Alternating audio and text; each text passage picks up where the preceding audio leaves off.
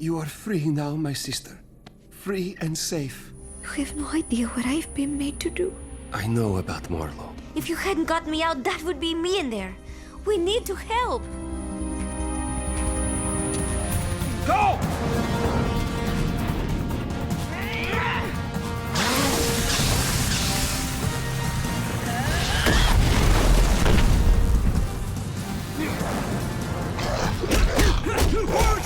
West maneuver!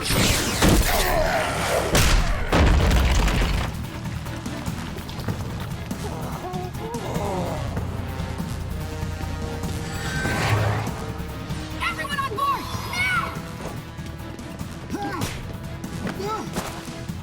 You coming? Kinda in the middle of this. I can take anything you throw at me! You have no idea what a relief that is.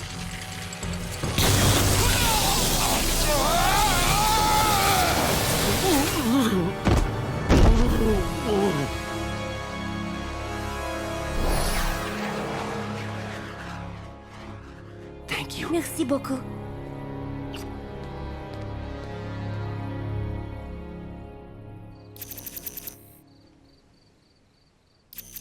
Just heard from McGann. All League and team raids were successful.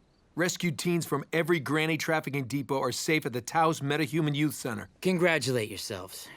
Metahuman trafficking has been dealt a major blow tonight. There's more news. Violet's permanently cleansed me of Father Box's, influence. You're sure? Yeah, I can feel the difference. So can I. Princess Tara. Please. I am no princess anymore. And that's my fault. No, Doctor.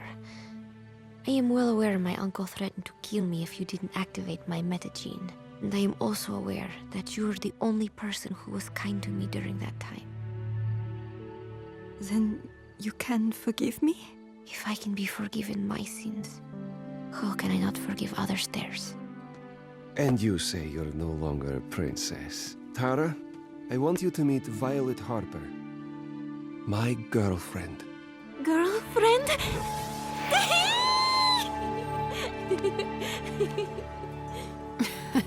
Why don't we go inside and let the kids get better acquainted?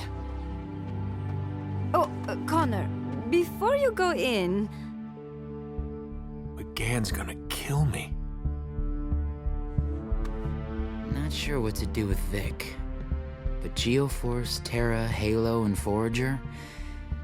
Maybe, just maybe, they might be ready for the team.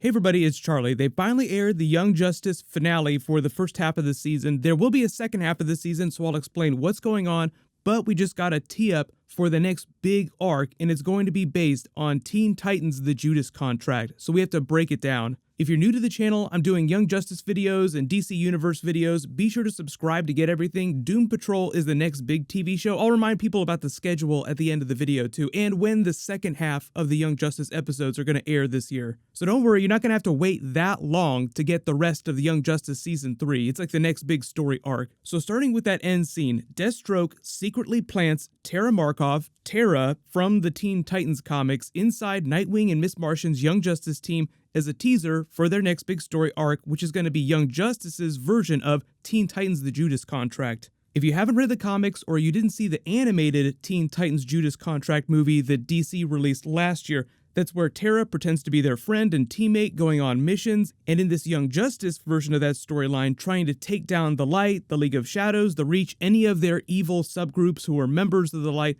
but secretly, it's all part of Deathstroke's plan to destroy the Young Justice team from within. They could either have Tara eventually help capture her teammates while they're inside one of the Light's secret bases, or maybe she helps Deathstroke kidnap some of them a couple at a time. I don't know if they're going to do the Beast Boy Terra relationship because Beast Boy had his big arc in this last couple of episodes. They explain where he's been. I'll talk about him in a second because he's kind of teasing a different story thread, and they use him to address a lot of Wally West stuff and try to make you cry as much as possible. So there was a lot of good Beast Boy stuff in these final episodes too. The original Teen Titan Judas contract storyline is very different. Like, they don't have a Teen Titans team on Young Justice, so it's like the Nightwing Miss Martian team in place of the Teen Titans. But this is a clip of that animated movie of Terra's turn in Deathstroke's plan. You're so freaking annoying. You don't know anything about him. He saved me. Let me guess. He kept you isolated, dependent, told you everyone was your enemy, trained you ruthlessly, and promised you exactly what you wanted. Believe me, I know.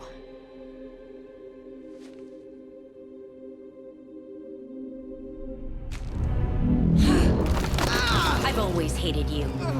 You and all the others. The Titans treated you like family, and you threw it all away.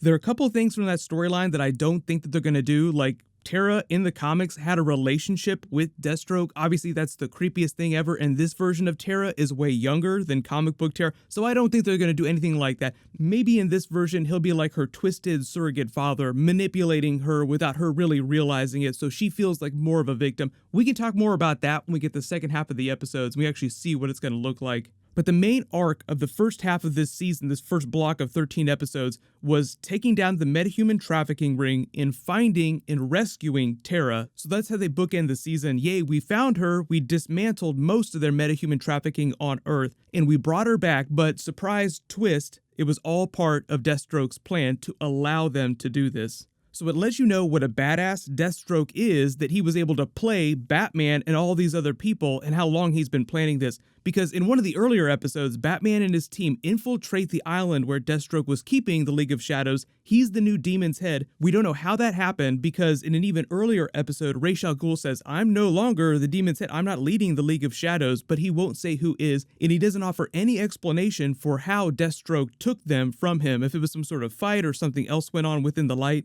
But while Batman and his team are trying to infiltrate the island, they surveil Deathstroke from afar, who's talking to Lady Shiva and Vandal Savage's daughter, who they're training as another member of the League of Shadows. He hears Vandal Savage's daughter ask where Terra went, because apparently they knew each other within their training, and Deathstroke says that she washed out, and she's disappointed, like maybe they had some sort of relationship within the League of Shadows or something like that. So you rewatch that scene after this turn, after the reveal, and it lets you know that Deathstroke was aware that Batman was watching him the whole time, which is totally badass, and knew that Batman and his team would go back and tell Nightwing and the Young Justice people they would mount a rescue mission, then Deathstroke would arrange for Terra to quote-unquote escape the metahuman trafficking ring, and that would plant her on the team. So they would think that it was all their plan the whole time. We'll find her, we'll rescue her, and it'll be great, but it's all part of his intricate evil plan to tear them down from within. The other big WTF storyline was the origin story for the Young Justice version of Cyborg.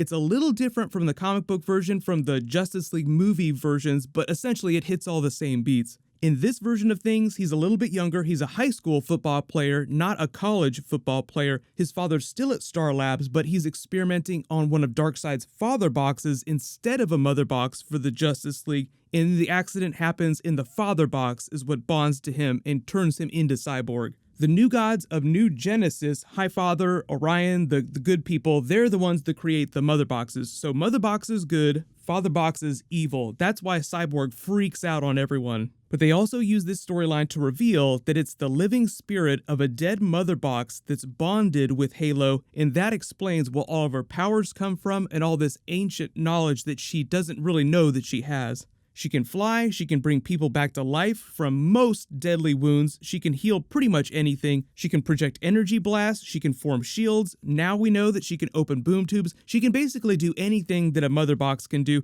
and even though it's subconscious for her, she has this ancient warehouse of knowledge stuck in her head so she can communicate with SHIP and other New Gods technology like the stuff that's embedded now in Cyborg. The Beast Boy storyline was also super messed up, but they use it to explain where he'd been during this big 2-year time jump what's going on with this funny parody sci-fi TV show that he's been doing. And they use it to explain what's going on with Granny Goodness's evil VR goggles that we all knew were going to be evil, but now we know exactly what they're being used for. So what I might do is a separate video for all the Wally West crazy mind space stuff during the Beast Boys scenes, just because it was really cool and it tees up some really cool stuff for the back half of the season. They'll continue to do Wally West stuff on the TV show.